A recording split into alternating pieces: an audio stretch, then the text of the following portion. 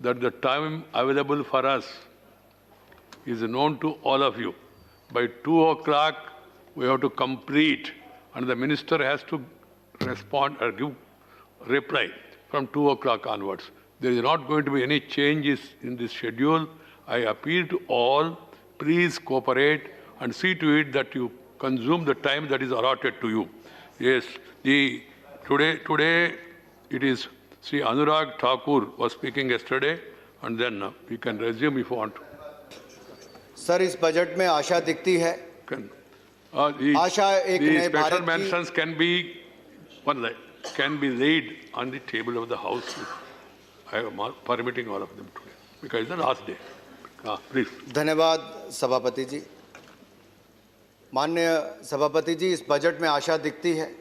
आशा दिखती है एक नए भारत की, सशक्त भारत की, आत्मनिर्भर भारत की। I see a hope for a new India, stronger India and a self-reliant India. It will set us on the path of economic and manufacturing powerhouse. और सर, इसमें विशेष तौर पर देखा जाए तो 34.5% वृद्धि की गई है कैपिटल एक्सपेंडिचर में, जो अपने आप में रिकॉर्ड है। लगभग 5.5 लाख करोड़ रुपया कैपिटल एक्सपेंडिचर इसमें ज़्यादा किया जाएगा। सर, मुझसे जब विपक्ष के नेताओं में मनोज जी कह रहे थे कि आम बजट या खास बजट, सर मैं यही कहना चाहता हूं, अगर हिंदुस्तान के इतिहास में किसी प्रधानमंत्री ने सबसे ज़्यादा गरीबों को गरीबी रेखा से बाहर निकाला है तो उनका नाम नरेंद्र मोदी है। नरेंद्र मोदी जी की सरकार ने किया है। सर देखिए, 10 करोड़ से ज़्यादा गरीबों को शौचालय देना, हर परिवार को पक्का मकान देना, हर गांव तक बिजली पहुंचाना, हर गरीब को मुफ्त में बिजली देना, 4-4 LED के बल्ब देना, और अब हर घर नल और नल से स्वच्छ जल देने का काम भी नरेंद्र मोदी की सरकार करने जा रही है। यही नहीं, अनुसूचित जाति को आप किस में गिनते हो, खास में या आम में? मैं आपसे ही पूछना चाहता हूं। अगर अनुसूचित जाति की बात की जाए सर, तो अक्रॉस मिनिस्ट्रीज 51.65% की बजट में वृद्धि की गई है। लगभग 83,000 करोड़ से बढ़ाकर 1,26,000 करोड़ से ज्यादा किया गया है। सर, सामाजिक न्याय अधिकारिता मंत्रालय किसके लिए काम करता है? सामाजिक न्याय किसके लिए? उस पिछड़े के लिए जिसको आगे लाभ नहीं मिलता था। 28% की वृद्धि अगर उस बजट में की तो नरेंद्र मोदी जी की सरकार ने उसमें करने का काम किया है। यही नहीं, विकलांगों के लिए, दिव्यांग के लिए किस में गिनते हो आप, आम में या खास में? इनके लिए भी बजट में 30% की वृद्धि करके 1171 करोड़ रुपए का बजट उसमें किया गया है। मिशन शक्ति महिलाओं को किस में गिनते हो? 16% की वृद्धि की तो इसमें की है। पोषण 2 अभियान किसके लिए है? उस बच्चे के लिए जो कुपोषण का शिकार होते थे, ये उसी के लिए शुरू किया गया। वो महिलाएं जो अनिमिक रहती थी। टीबी मुक्त भारत किसके लिए? ताकि हम हिंदुस्तान ने जो टारगेट दुनिया से पहले रखा है, 2030 नहीं 2025 तक भारत को टीबी मुक्त बनाएंगे, ये भी किसी ने रखा तो नरेंद्र मोदी जी ने रखा। ये आरोप लगाया कि फैमिली सिल्वर बेचने जा रहे हैं। अरे सर, एक तो इनके नेता ने कहा कि हम तो हमारे तो, मैं उस पर नहीं जाऊंगा, लेकिन कौन सी वो 2 कंपनियां थी जिसको आपने देश के बड़े 4 एयरपोर्ट दे दिए? ना आपने दिल्ली छोड़ा, ना मुंबई, ना हैदराबाद, ना बैंगलोर। क्या आप जवाब देंगे? ये 6 एयरपोर्ट्स को प्राइवेटाइज करने का समय आपके समय शुरू हुआ था, जो उसके बाद मिला है। एयर इंडिया की दुर्गति किसने की? क्या हालत थी एयर इंडिया की? क्या देश नहीं जानता? किस हाथों में आपको देकर गए थे? और आपने 28 की बजाय 58 एयरक्राफ्ट खरीदने की बात की। 7,000 करोड़ का रेवेन्यू आता था, 50,000 करोड़ का आपने कर्जा ले लिया। डुबा कर आप एयर इंडिया को चले गए। अब हिंदुस्तान के टैक्स पेयर का पैसा आप चाहते हो कि हर साल 6-6 हजार करोड़ रुपया उसके लिए डाला जाए, लेकिन देश की गरीब जनता के विकास के लिए ना दिया जाए। क्या करना चाहिए? आप प्राथमिकता तय कर लीजिए।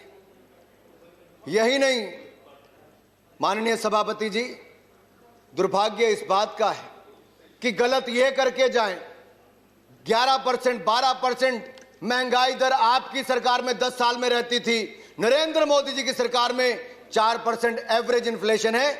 ये हमने करके दिखाया है।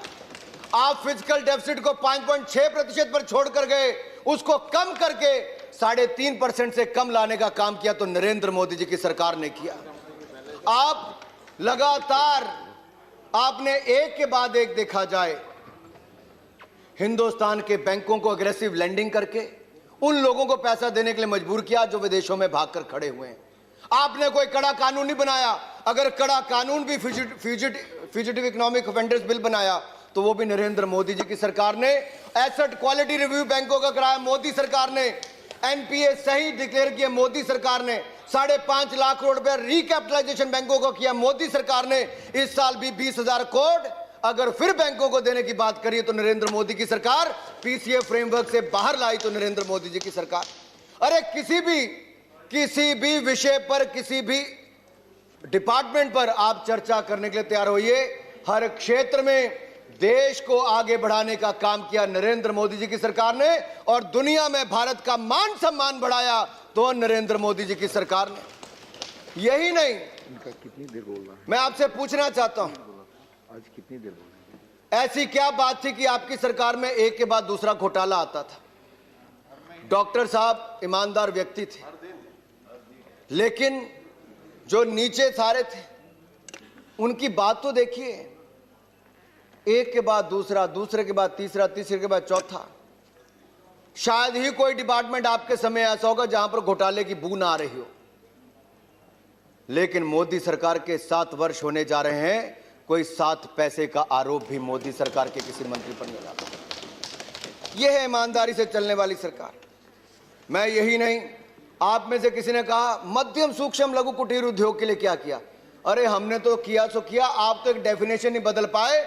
हमने उनकी डेफिनेशन भी बदली, उनकी टर्नओवर लिमिट को भी बढ़ाया और इस आपदा के समय 3 लाख करोड़ रुपया अगर बगैर किसी गारंटी और कोलैटरल के 20% एडिशनल वर्किंग कैपिटल दी तो नरेंद्र मोदी की सरकार ने देश के मध्यम सूक्ष्म लघु कुटीर उद्योग वालों को दी। सबऑर्डिनेट डेट स्कीम में 30,000 करोड़ रुपया पार्शियल क्रेडिट गारंटी स्कीम में हो।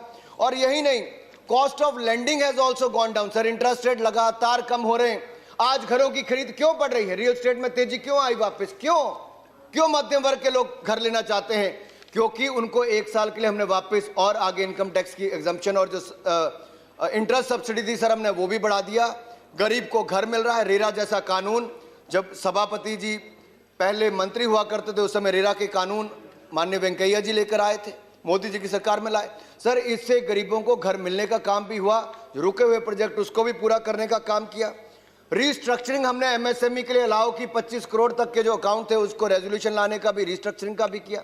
कामत कमेटी ने रिपोर्ट दी 26 सेक्टर की, प्लस हमने एक हेल्थ जोड़ के उनको पैसा देने का काम किया। आप में से किसी ने कहा कि हिंदुस्तान मैन्युफैक्चरिंग हब नहीं बन सकता। अरे इस देश में अपर हाउस में बैठकर अगर कोई ये कह दे कि देश मैन्युफैक्चरिंग हब नहीं बन सकता, दुर्भाग्य सर। हम हिंदुस्तान को दुनिया का सबसे बड़ा स्किल्ड वर्कफोर्स भी बनाएंगे, मैन्युफैक्चरिंग पावर हाउस भी बनाएंगे और इकोनॉमिक पावर हाउस भी नरेंद्र मोदी जी के नेतृत्व में भारत को बनाएंगे। आत्मनिर्भर भारत का निर्माण करके जाएंगे। माननीय अध्यक्ष जी, हमने कौन से कदम उठाए? प्रोडक्शन लिंक इंसेंटिव स्कीम लेकर आए।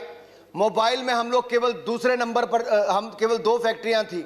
मोदी जी के नेतृत्व में हिंदुस्तान इतना आगे बढ़ा, आज दुनिया का दूसरा मोबाइल का सबसे बड़ा निर्माता हिंदुस्तान बनकर तैयार हुआ है। दुनिया भर की बड़ी कंपनीज, एप्पल के 3 से ज्यादा प्लांट यहां पर आए। यही नहीं, अब हमने 10 सेक्टर्स आइडेंटिफाई किए हैं प्रोडक्शन लिंक इंसेंटिव स्कीम के लिए। 1,97,000 करोड़ रुपए हमने उसके लिए प्रावधान किया है। अलग अलग सेक्टर्स में भारत को ऊंचाइयों पर लेकर जाएंगे। मित्रा स्कीम लेकर आए, स्मृति ईरानी जी का डिपार्टमेंट है। 7 टेक्सटाइल के बड़े पार्क आएंगे सर। एक पार्क में 50 हजार लोगों को रोजगार मिल सकता है।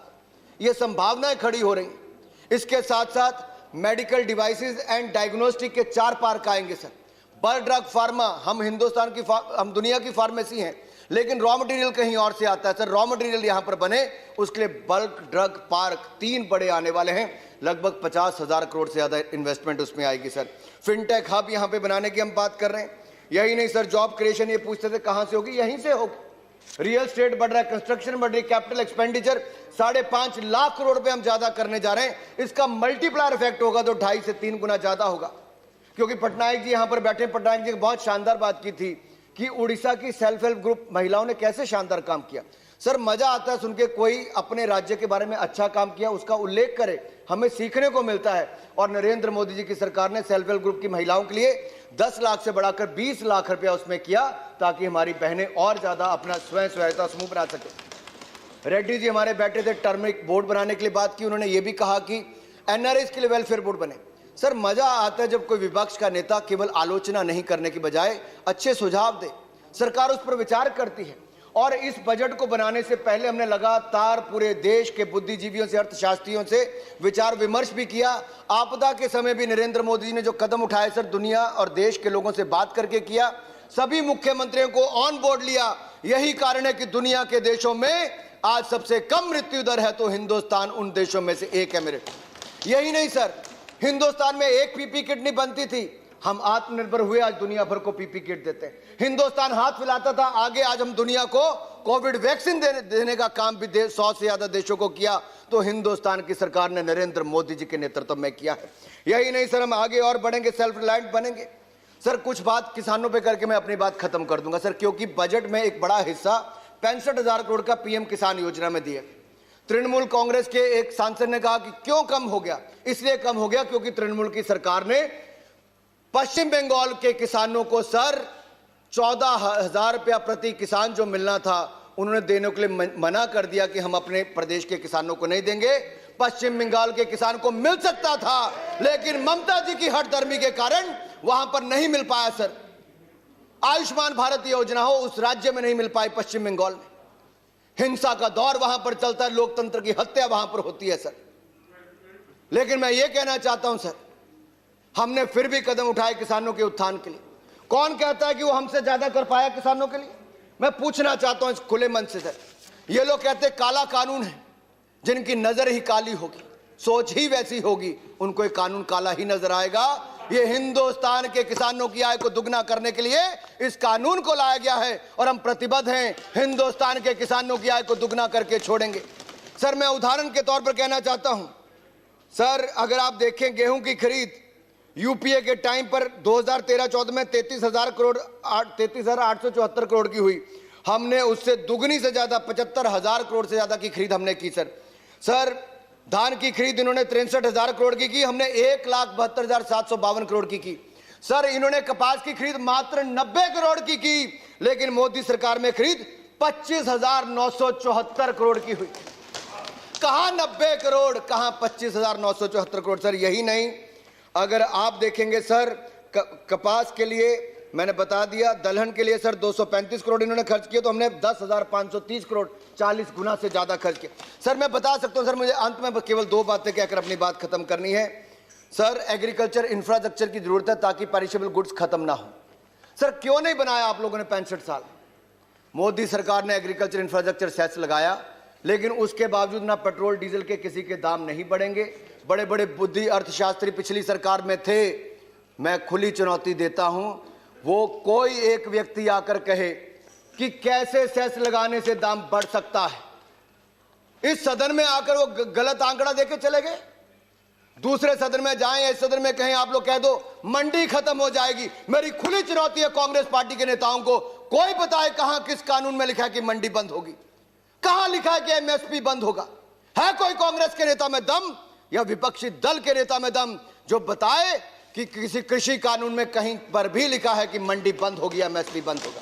अरे देश के गरीब किसान को, भोले भाले किसान को अपनी राजनीति के लिए इस्तेमाल मत कीजिए।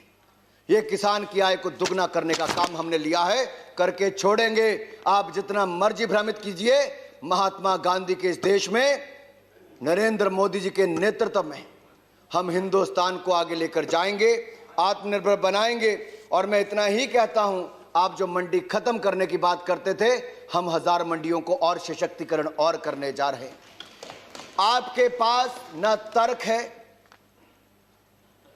न तथ्य है, आप तो केवल टकराव की स्थिति पैदा करना चाहते हैं। ऐसी बात बोलो, हेडलाइन बने, नेगेटिव न्यूज चलती रहे। हम नकारात्मकता की ओर से सकारात्मकता की ओर ले जाना चाहते हैं। एक ऐसे भारत का निर्माण करना चाहते हैं जहां पर देश के नौजवान, महिला, मजदूर, किसान, जवान सबका आगे बढ़ने का अवसर मिले। और नरेंद्र मोदी जी के नेतृत्व में जो आप इस अर्थव्यवस्था को छोड़कर गए थे, मैं इतना ही कहते अपनी बात खत्म कर रहा हूं।